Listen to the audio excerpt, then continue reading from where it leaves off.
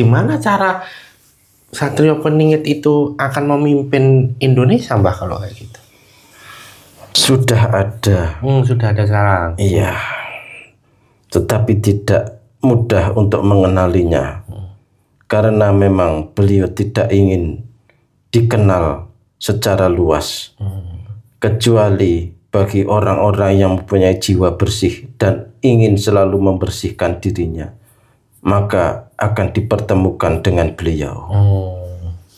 Nah, ini kalau secara fisik, secara roh, itu ada ciri-cirinya nggak, Mbah, Satrio Peningit ini? Ciri-cirinya memang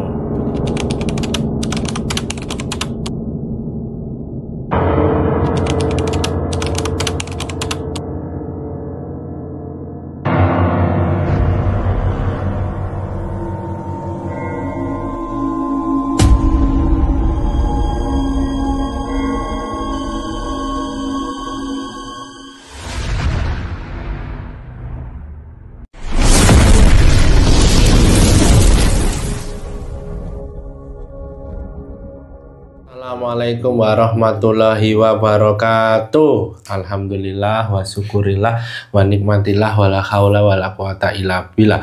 Kembali lagi ke channel Pak Depokan Bledek dengan saya Mbah Haris dan rekan saya Pak Kamsir. Kami mengucapkan banyak terima kasih kepada subscriber Pak Depokan Bledek dimanapun berada, baik di dalam maupun di luar negeri, yang sudah menonton, menyimak, mengkomen, meng-like dan membagikan video-video yang ada di channel Pak Depokan Bledek. Dan kami mohon maaf tidak bisa membalas satu persatu komentar dari subscriber Pak Depokan Bledek, tapi kami jadikan sebagai bahan masukan dan bahan pertimbangan, saran untuk kami perbaiki dan menghadirkan video-video yang terbaru, video-video yang bagus, video-video yang bermanfaat untuk subscriber Pak Depokan Bledek sekalian. Semoga subscriber Pak Depokan Bledek yang sedang sakit sekarang, sakitnya segera Allah angkat dan berikan kesembuhan seperti sedia kala. Amin, amin, amin. Kemudian yang sedang mempunyai hajat, baik hajat dunia maupun hajat akhirat, Allah segera kabulkan hajatnya, segera Allah datangkan apa yang menjadi maksud dari subscriber Pak Depokan Bledek. Apabila yang sekarang sedang mengalami sakit, apapun sakitnya, segera Allah sembuhkan, Allah berikan kesembuhan dengan sembuh yang total. Apabila ada sedang menjadi masalah, Allah aturkan jalan keluar dari setiap masalah. Dan yang terakhir, apabila yang belum mempunyai jodoh ini Pak Kamsir, ketawa Pak Kamsir, yang masih jomblo, masih bujangan, masih, kalau perempuan itu apa? Bujangan juga ya? jomblo lah. Oh, jomblo ya. Ya Allah datangkan segera jodoh, ya, yang soleh dan soleha, yang terbaik dari Allah, yang bisa membersamai dalam perjuangan beribadah seumur hidup. Begitu ya Pak Kamsir, ya, amin. Ya, ini biar jodohnya datang nih Pak Kamsir gitu. Nah, kali ini kita akan membahas tentang Satrio Peningit. Kan dalam banyak perbincangan, terutama dalam tatanan budaya Jawa ya Pak ya, yang dulu banyak ramalan-ramalan yang mengungkapkan bahwa ada munculnya Satrio Peningit, ya kan? Nah, itu seperti apa sih sebenarnya hal itu bisa terjadi? Ataukah yang dulu yang diramalkan oleh Prabu Jayabaya ya waktu itu ya, dengan hadirnya hal itu seperti apa? Ya kan? Kenapa kok menyebutnya Satrio Peningit? Kalau dalam bahasa Jawa kan kesatria yang disembunyikan, ya lah. Nah itu, masa disembunyikan terus berarti kan nggak keluar atau gimana kan ya? Nah, nanti kita akan coba cek apa maksud dari Satrio Peningit itu seperti apa. Sudah siap ya Pak Kamsir ya? Oke, saksikan video selengkapnya.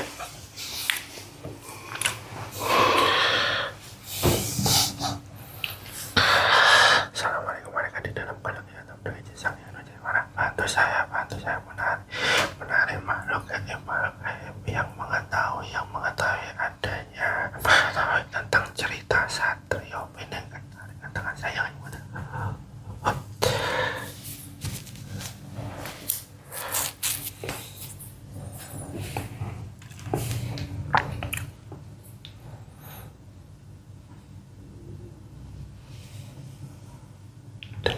Sang Hyang Najayana semakin sinkron dengan tubuh mediator, dengan izin Sang Hyang Najayana. Apabila yang bukan saya maksud, yang saya hadirkan tadi otomatis langsung terpental dengan izin Sang Hyang Kun Fayakun, dengan izin Sang Hyang. Semua pengetahuan makhluk ini tentang Satrio Piningit, semua pengetahuannya terbuka, hanya yang diizinkan saja dengan izin Sang Hyang Kun Fayakun.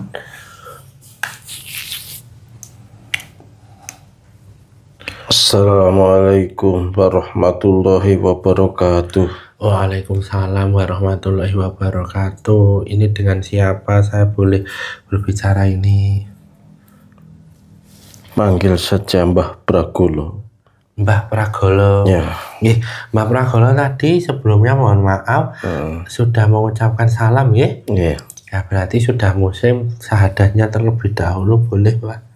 Bismillahirrahmanirrahim. Asyhadu an la ilaha illallah wa asyhadu anna Muhammadar Rasulullah. Ya, alhamdulillah ya Mbak. Nah ini kalau boleh tahu Mbak, mohon maaf sudah kita hadirkan ke sini, mohon maaf mengganggu waktunya ya Mbak. Nah ini kalau boleh tahu Mbah Pragolo ya, itu dari mana asalnya dan kenapa bisa datang ke sini tadi waktu? Saya dari arah timur. Dari arah timur? Iya. Oh, arah timur tuh berarti di wilayah timur Indonesia, Nusantara ya? Masih di Nusantara. Oh, masih di Nusantara. Nih, nah terus yang sudah memusimkan kalau boleh tahu siapa Mbak? Beliau. Nggih. Beliau siapa ini kalau boleh tahu? Sang Hyang. Oh, boleh saya. Nggih. Ini tadi kita dihadirkan sendiri di sini sudah mengetahui apa yang nanti kita akan bicarakan ini Mbak. Insya Allah. Oh ya, tadi kita akan mencoba menghadirkan sosok yang mengetahui tentang sebenarnya perjalanan Satrio Piningit dalam ramalan Jayabaya itu, penyebutan Satrio Piningit itu apa yang dimaksud dan sebenarnya itu siapa. Nah, monggo Mbak bisa diceritakan kepada kita semua. Satrio Piningit itu adalah orang yang diberi kekuasaan, diberi ilmu yang lebih dari manusia pada umumnya, yang dipersiapkan untuk mengatur suatu wilayah untuk kembali kepada penyembahan yang kuasa. Apabila di suatu zaman terjadi kerusakan tatanan ataupun penyelewengan dari ajaran yang sebenarnya, pasti akan didatangkan orang yang akan memberi petunjuk untuk kembali ke arah yang benar. Dan orang itu adalah orang yang sangat istimewa. Akan tetapi tidak mudah untuk mengenalinya, karena memang beliau itu selalu disembunyikan. Sehingga tidak banyak orang yang mengenalnya sebelum beliau tampil. Itulah yang dinamakan Satrio Piningit, ataupun pemimpin yang disembunyikan. Nah, itu sebenarnya kata atau sebutan Satrio Piningit itu sejak zaman sinten nih Mbak? Zaman siapa Mbak kalau pertama? Sebenarnya itu adalah kebiasaan penghormatan yang khususnya dalam penyebutan di Nusantara ini. Sedangkan beliau sebenarnya adalah utusan dari Yang Kuasa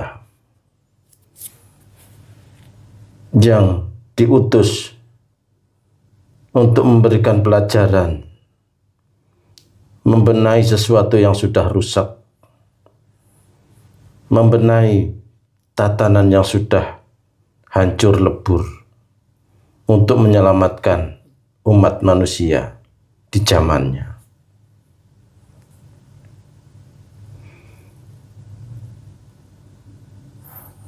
Nah, kalau itu merupakan sebutan ya tadi ya? Iya. Tapi kan sebutan itu sering banget terdengar dan menjadi referensi ketika ada satu ramalan dari Prabu Jayabaya bahwa menyebutnya bahwa Satrio Piningit itu nanti akan datang. Nah, itu seperti apa, Mbak? Cerita itu. Yang diceritakan Prabu Jayabaya itu lebih menuju kepada sosok pemimpin akhir zaman yang akan membenahi aturan untuk seluruh dunia. Itulah yang dinamakan Imam Mahdi, bahasa secara umumnya. Jadi antara Imam Mahdi dan Satrio Piningit itu hampir sama ini? Iya. Atau hanya penyebutan orang-orang Nusantara aja? Beda penyebutan saja. Oh, beda penyebutan. Akhirnya berarti ceritanya sama ya? Iya. No. Nah, kalau yang dibilang bahwa Satrio Piningit itu pemimpin akhir zaman, tapi kan banyak yang memberikan sebutan kepada pemimpin negara, terutama Indonesia ya, Iya. ya kan? Artinya setiap presiden, apakah ini benar? Banyak yang menduga bahwa adalah merupakan Satrio Piningit gitu loh. Ya, itu gelar yang diberikan oleh manusia kepada para pemimpin yang bisa menyelesaikan suatu masalah atau yang telah bisa menolong dari keterpurukan. Itu yang biasa disebut dengan Satrio Piningit. Sedangkan Imam Mahdi itu adalah utusan untuk keseluruhan wilayah di dunia ini. Oh iya. Tapi itu satu orang yang sama atau beda? Berbeda. Oh, berbeda. Pada fisiknya berbeda. Oh, berarti nanti sebelum kedatangan Imam Mahdi atau pemimpin akhir zaman ada Satrio Piningit ya, kalau di Indonesia ya? Iya. Oh. Nah, ini pada saat itu Prabu Jayabaya, dari ramalan Prabu Jayabaya itu bisa mentafsirkan sampai hal seperti itu tuh rahasianya seperti apa ya, Pak? Apakah nanti hal itu akan apa itu namanya, istilahnya kedepannya itu nanti banyak terjadi hal-hal di Nusantara ini sehingga dimunculkan itu sebagai harapan gitu? Iya. Bagaimana itu? Nanti akan terjadi banyak perubahan, akan terjadi banyak keributan, kerusakan di seluruh dunia ini, dan khususnya di Nusantara akan terjadi gejolak yang luar biasa karena adanya perbedaan pandangan dan kehendak ataupun keinginan yang disatu padukan dengan keinginan nafsu, dengan kemauan dan dengan kekuatan politiknya untuk menghancurkan masyarakat ini demi kekuasaan mereka sendiri. Oh gitu. Dari kerusakan itulah maka akan didatangkan pembaharu ataupun pemimpin yang akan menyatukan kembali. Nah, itu bisa dibilang kalau menyatukan kembali dan akan menjadi pembaharu ya. Iya. Itu kalau sekarang itu sudah ada atau memang masih disembunyikan?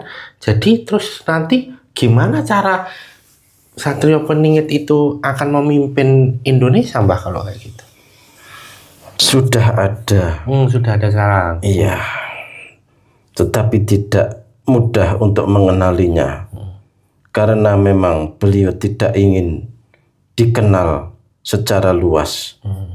Kecuali bagi orang-orang yang mempunyai jiwa bersih dan ingin selalu membersihkan dirinya, maka akan dipertemukan dengan beliau. Nah, ini kalau secara fisik, secara ruh, itu ada ciri-cirinya nggak, Mbah, Satrio Piningit ini? Ciri-cirinya memang beliau itu tidak ingin dikenal secara umum, tetapi selalu memberikan bimbingan secara ruhani, supaya lebih mengenali dirinya sendiri dengan kebersihan hatinya, dengan laku-laku yang diberikan untuk membersihkan jiwanya, supaya jauh, supaya bisa mengendalikan hawa nafsunya. Ya.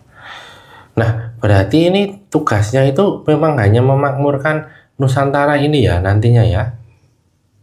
Iya, pada khususnya begitu. Pada khususnya seperti itu. Nah, ini kira-kira kalau secara tadi secara fisik seperti itu, secara rohaninya apa juga berbeda ini Satrio Piningit ini? Rohani dalam arti konteks yang menyertainya. Maksudnya berbeda bagaimana? Artinya apakah memang rohaninya atau yang menyertai Satrio Piningit itu memang ya dari kalangan-kalangan raja-raja atau seperti apa? Beliau memang keturunan dari zuriat Nabi sendiri dan merupakan keturunan dari raja-raja juga. Oh, dari raja-raja Indonesia ya? Iya. Wah, berarti kalau bilang Satrio Piningit dan Imam Mahdi adalah dua orang yang berbeda. Tapi, bisa dibilang ya, begitu. Tapi memiliki misi yang sama. Iya. Gitu. Cuma cakupan wilayahnya berbeda ya, Mbak ya. Iya. Nah, itu kalau pawaannya itu berarti laki-laki kan? Iya. Nah, pawaannya itu seperti apa kalau boleh diceritakan nantinya akan ke depan itu? Sebenarnya sangat susah untuk disebutkan. Karena beliau itu diliputi oleh cahaya yang sangat terang benderang, sehingga tidak bisa dilihat dengan mata telanjang sebelum ditampilkan oleh Yang Kuasa. Maka tidak bisa dilihat dengan mata kecuali dengan kejernihan hati yang seirama dan satu tujuan kepada Yang Kuasa. Itulah hatinya yang terpanggil untuk menjadi pengikut beliau. Ini maksudnya pengikut ini membantu beliau atau apa ini? Atau memang kan kalau Imam Mahdi kan nanti akan ada pengikut. Iya. Kalau Satrio Piningit? Satrio Piningit itu sama saja, mempunyai pengikut juga, cuma lebih cenderung kepada suatu wilayah saja. Satu wilayah. Memang tugasnya untuk memakmurkan. Iya, memakmurkan dan memberi bimbingan supaya benar dalam laku, lampah, dan perjalanan hidupnya. Nah, nanti akan menyambut kedatangan Imam Mahdi itu. Iya. Gitu. Nah, tapi kalau secara fisik gitu, apakah tinggi atau sedengan atau warna kulit atau hidung atau ini atau memang orang lain tidak akan menduga ini Satrio Piningit gitu, Pak? Ciri fisiknya beliau sangat ganteng sekali. Tidak terlalu tinggi dan tidak terlalu pendek. Dalam arti proporsional kalau bahasa sekarang. Ya. Tidak terlalu gendut berarti, nggak gendut berarti. Tidak. Ya. Berarti apa ya? Ya ideal lah, begitu ya, Mbah. Gitu. Nah, sekarang banyak yang menduga, banyak yang sudah mengklaim bahwa wah ada di sana itu Satrio Piningit. Wah, ini kepemimpinan selanjutnya ini Satrio Piningit. Wah, ini kok banyak sekali seperti itu tuh, seperti ya. Para pemimpin-pemimpin mereka itu menganggap pasti pemimpinnya adalah Satrio Piningit. Sehingga banyak orang yang mengatakan bahwa si A, si B, si C itu adalah Satrio Piningit. Tapi yang sebenarnya adalah masih tersembunyi. Ya. Itu. Berarti itu bukan Satrio Piningit dong. Versi mereka. Oh, versi mereka. Nah, tapi ada yang menyebutkan di luar kepemimpinan ya. Artinya yang menyebutkan, oh ini orang ini tuh Satrio Piningit, orang ini Satrio Piningit. Masa semudah itu menyebutkan orang? Ya, karena mengkultuskan seseorang, biasanya mengkultuskan para pemimpinnya. Mereka yang taklid buta akan selalu mengatakan seperti itu kepada pemimpinnya. Oh iya. Nah, boleh diceritakan Mbah dulu penyebutan dari Prabu Jayabaya terkait dengan Satrio Piningit itu kurang lebihnya seperti apa? Satrio Piningit itu adalah orang yang bisa menyatukan ataupun memberikan pertolongan ketika masyarakat itu terjadi kerusakan. Maka itulah yang memimpin suatu wilayah ataupun menjadi raja, itu yang dinamakan penolong atau Satrio Piningit itu. Nah, nanti berarti pada saat kepemimpinannya itu, kenapa itu bisa tertolong, itu apa yang dilakukan oleh Satrio Piningit ini? Karena memang beliau itu dibimbing langsung oleh para utusan dari Yang Kuasa, sehingga diberi ilmunya untuk memberikan pencerahan ataupun memberikan kedamaian kepada masyarakat ataupun penduduk pada umumnya. Gitu. Nah, tentunya juga ini berkenaan dengan hubungannya dengan akhir zaman dan kemunculan Dajjal nggak sih Mbah kalau Satrio Piningit itu? Iya. Oh, nah itu masih korelasinya seperti apa hubungannya? Jadi di setiap zaman itu yang bisa menolong itu akan selalu disebut Satrio Piningit. Sedangkan nanti yang bertemu dengan Dajjal pun akan bertemu dengan Dajjal yang bisa mengalahkan Dajjal. Maka beliau yang dinamakan Satrio Piningit, yang secara otomatis yang merupakan Imam Al-Mahdi itu. Oh, tapi berarti setiap zaman itu selalu ada Satrio Piningit. Iya. Hanya reinkarnasi kalau bahasa ini ya. Ya. Oh gitu. Ya. Berarti setiap zaman itu ada zaman. Kalau sekarang ada nggak kalau sekarang nih? Ada. Ada itu loh. Dan apa yang sekarang beliau lakukan Satrio Piningit sekarang ini? Beliau lebih banyak berdiam diri, berdoa, dan selalu menjalankan perintah dari Yang Maha Kuasa untuk menunggu perintah berikutnya, apa yang akan dijalankan dalam menghadapi keadaan situasi masyarakat yang seperti sekarang ini. Memang situasi masyarakat sekarang ini seperti apa, Mas? Dalam aturan agama sudah banyak yang dibelokkan. Dalam aturan pemerintahan pun banyak yang menyalahgunakan. Amanah dari Yang Kuasa banyak yang tidak ditunaikan.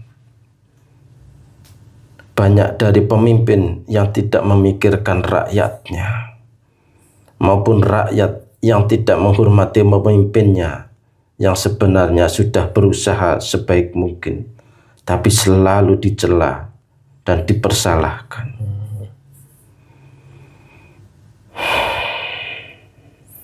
Oh gitu.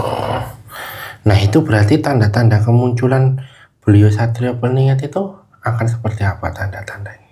Apabila suatu daerah atau wilayah sudah terjadi keributan yang sangat luar biasa yang tidak bisa disatukan ataupun tidak bisa didamaikan, maka disitulah akan dimunculkan Satrio Piningit ataupun Imam Al-Mahdi itu.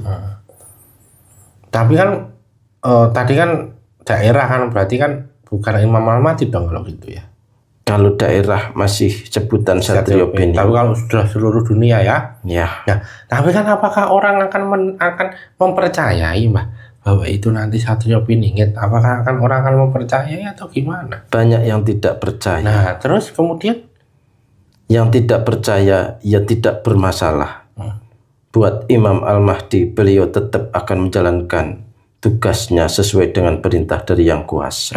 Bukan, kalau Satrio Piningit, kalau Imam Al-Mahdi kan jelas ya kan. Kalau Satrio Piningit kan memperbaiki negara atau wilayah ya. Kan tentunya kan ketika huru-hara kemudian tiba-tiba datang, ya banyak orang yang nggak percaya dong kalau kayak gitu. Tidak masalah. Karena memang hanya sebagian kecil, tapi yang mempunyai kekuatan jiwa yang besar dibandingkan dengan mereka yang banyak tetapi tidak mempunyai jiwa yang bersih, tidak mempunyai jiwa kepemimpinan, dan tidak mempunyai rasa syukur, maka mereka akan terpuruk dengan sendirinya. Berarti secara tidak langsung ini Satrio Piningit itu mau tidak mau, suka tidak suka, ya nanti terus kemudian akan muncul dan memimpin suatu negara wilayah itu ya. Iya. Oh gitu, ya ya. Nanti keberlangsungan ini seperti apa, Mbah? Keberlangsungan kepemimpinan ini sampai mengantarkan Indonesia atau Nusantara ini di dalam hal seperti apa nantinya? Dalam hal keseluruhan, beliau akan memperbaiki aturan-aturan yang sudah rusak, akan memperbaiki negara dari segi aturan, tatanan maupun dari segi agama yang telah banyak diselewengkan. Berarti kalau boleh tahu Satrio Piningit itu Islam atau bukan? Islam. Oh Islam, ya ya ya ya. Nah, waktu kepemimpinan Satrio Piningit itu ada batas masanya nggak sih, Pak? Ada. Tidak lama. Tidak lama? Tidak. Berapa lama itu kalau boleh tahu? Tidak disebutkan. Oh, tidak disebutkan. Nah, kenapa kok bisa tidak lama? Karena memang harus seperti itu. Itu merupakan ujian dan merupakan suatu percobaan ataupun ujian bagi yang menginginkan kembalinya kepada ajaran yang benar. Itu adalah suatu perjuangan kuat dan tidaknya menghadapi segala percobaan, segala ujian cobaan hidup yang akan membuat dirinya lebih kuat atau dirinya akan terjatuh dalam ujian tersebut. Tapi kan setelah Satrio Piningit kemudian menyelesaikan masalah-masalah yang ada di suatu wilayah itu, terus kemudian nggak lama dan ditinggalkan, wah nanti hancur lagi itu gimana, Pak? Iya. Nah, terus gimana itu? Hancur lagi. Dan setelah itu baru akan disatukan lagi oleh Imam Al-Mahdi tersebut. Tapi setelah selesai menjalankan tugas Satrio Piningit dan jarak terdatangkan Imam Al-Mahdi itu lama atau enggak atau gimana?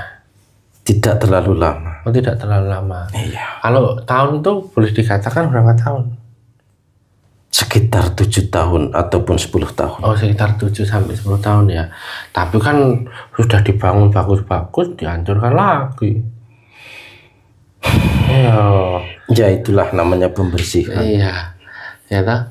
Pada saat itu kan gimana nanti? Nah, pada saat Satrio Piningit itu hadir, kekayaan Indonesia itu akan kembali seutuhnya ke Indonesia. Sebagian saja. Loh, lalu sebagian lagi kemana? Nanti bagian belakang. Oh, nanti bagian belakang. Iya. Nah, tapi kenapa hanya ada di Indonesia sih, Mas? Sebutan Satrio Piningit itu apakah di negara-negara lain di dunia ini tidak ada atau memang seperti apa? Tidak ada. Tidak ada. Tidak. Nah, kenapa yang dipilih Indonesia lah? Karena memang negara pilihan. Negara pilihan. Negara yang makmur, diberi karunia yang sangat luar biasa. Negara yang subur. Negara yang tidak terlalu panas maupun tidak terlalu dingin. Oh iya, ngerti. Tapi kalau di Jakarta ya panas juga. Oh, gitu. Nah, memang negara tersebut memang dipilih Allah dan kemudian dihadirkan Satrio Piningit. Tapi resikonya memang huru hara dan segala macam itu ada ya, Mbak? Karena banyak yang menginginkan akan negara yang makmur tersebut.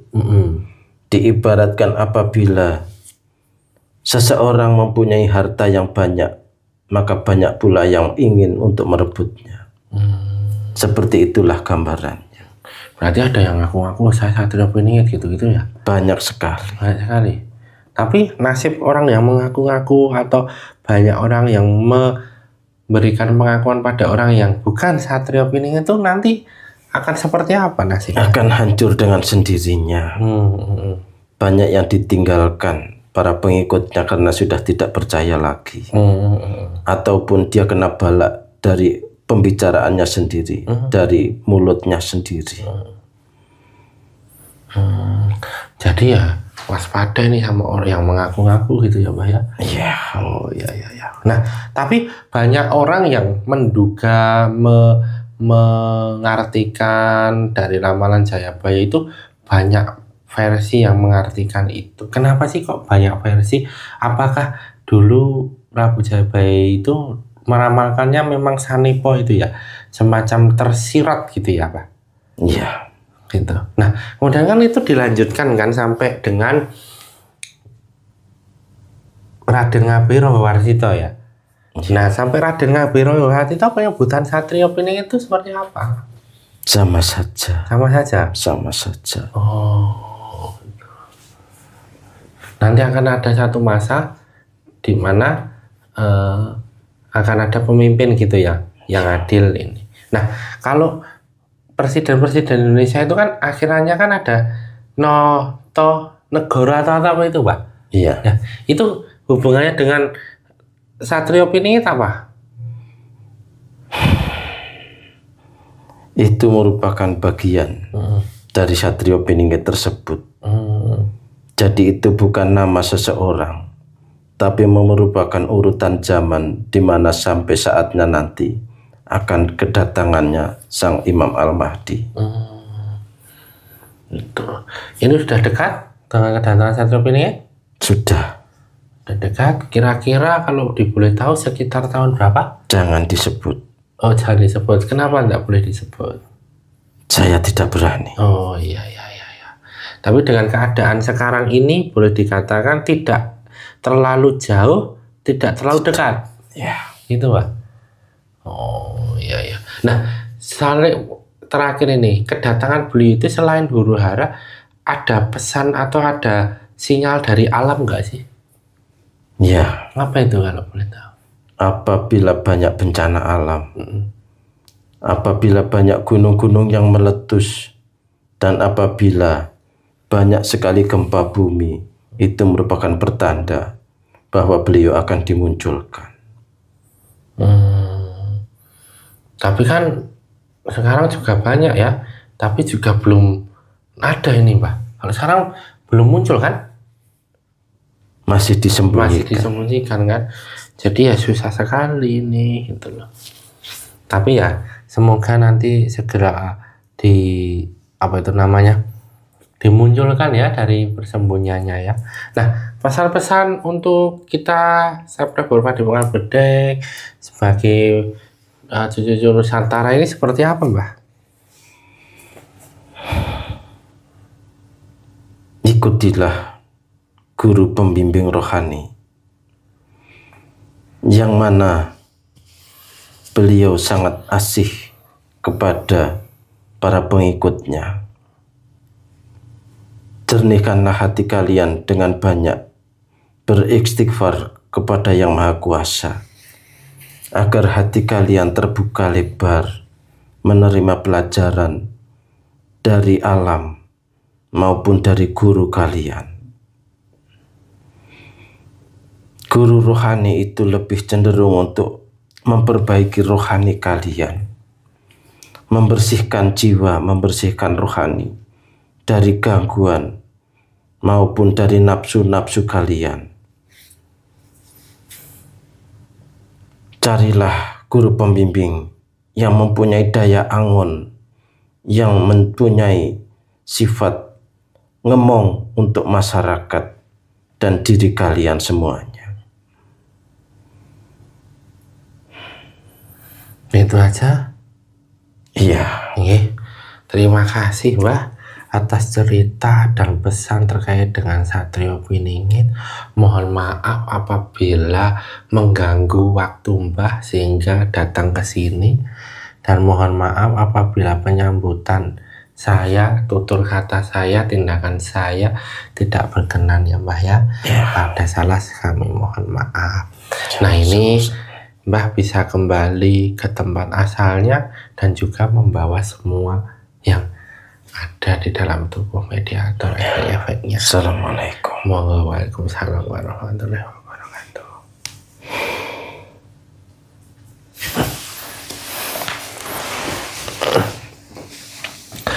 Ya, sabar berpadepokan bedek. Tadi kita sudah mendengar bagaimana cerita tentang Satrio Piningit, bagaimana ciri-cirinya, bagaimana keadaannya sekarang, dan apa yang menjadi apa itu namanya tanda-tanda kemunculan dari Satrio Piningit. Semoga kita dipertemukan nanti dengan Satrio Piningit yang sesungguhnya, yang benar-benar membawa Nusantara ini mencapai puncak kemakmurannya. Amin amin ya rabbal alamin. Satu pesan penting bahwa kebenaran mutlak milik Allah dan kesalahan milik kita sebagai hamba. Jadilah penonton yang bijak, yang memahami video dari awal sampai akhir, sehingga pesan dari video itu dapat menjadi manfaat dari subscriber Padepokan Bedek sekalian.